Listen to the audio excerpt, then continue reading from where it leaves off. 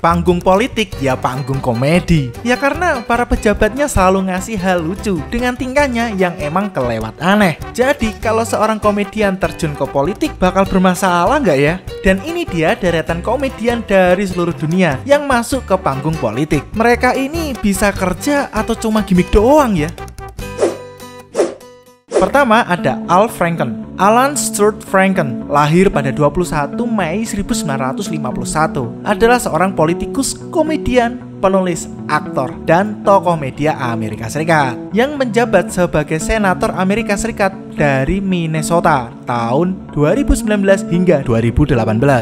Franken pertama kali mendapatkan ketenaran sebagai penulis dan pemain dalam serial komedi sketsa NBC Saturday Night Live. Dia pertama kali menjadi penulis untuk acara tersebut dari tahun 1975 hingga 1980. Setelah puluhan tahun sebagai penghibur, ia jadi aktivis politik liberal terkemuka. Jadi pembawa acara The Al Franken Show di Air America Radio.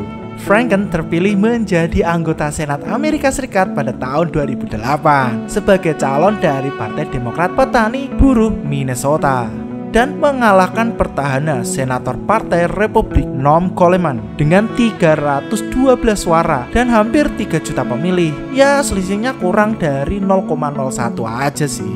Ia terpilih kembali tahun 2014 dengan 53,2% suara atas penantang dari Partai Republik Mike Fadden. Franken mengundurkan diri pada 2 Januari 2018 setelah tuduhan pelecehan seksual dilayangkan kepadanya.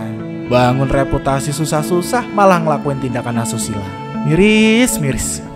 Kedua ada Beppe Grillo. Beppe Grillo adalah seorang komedian, penulis, aktivis, dan blogger Italia. Ia adalah pendiri dan pemimpin Gerakan 5 Bintang, sebuah partai politik populis anti kemapanan di Italia. Grillo dikenal karena kritikannya yang satir terhadap pemerintah dan politikus Italia.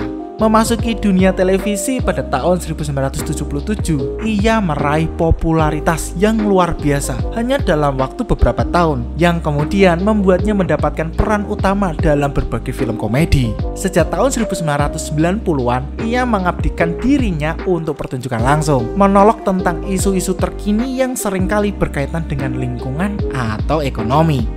Blog BeppeGrillo.it yang dibuka pada tahun 2005 selama beberapa tahun jadi salah satu situs web Italia yang paling banyak dikunjungi dan salah satu blog yang paling banyak dikunjungi di dunia.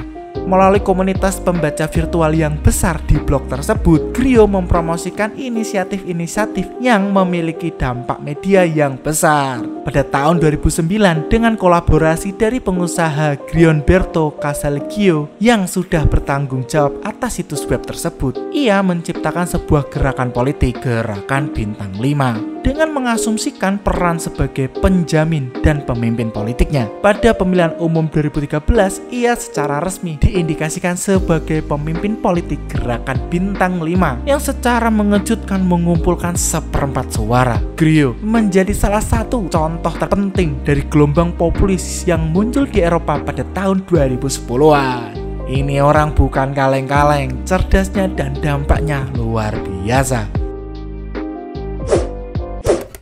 Haji Alfiansyah Bustami Komeng SE atau biasa disapa Komeng adalah pria yang lahir pada 25 Agustus 1970. Ya, kita juga tahu kalau Komeng adalah seorang pemeran pelawak, pengisi suara, penyiar radio, presenter, dan sekarang politikus di Indonesia.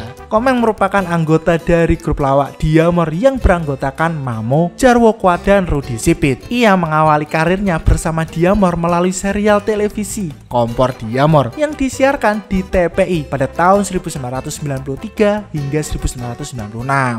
Komeng dikenal juga lewat ciri khasnya yang bersuara sangau. Ma, makan ma. Bentar nih, lagi gatel. Bapak makan. lu suruh beli salep sampai sekarang nggak pulang-pulang. Mama bohong nih, gua makan tambang juga nih. Bentar, nih ada buah nih, ada buah ya. Ikut ma.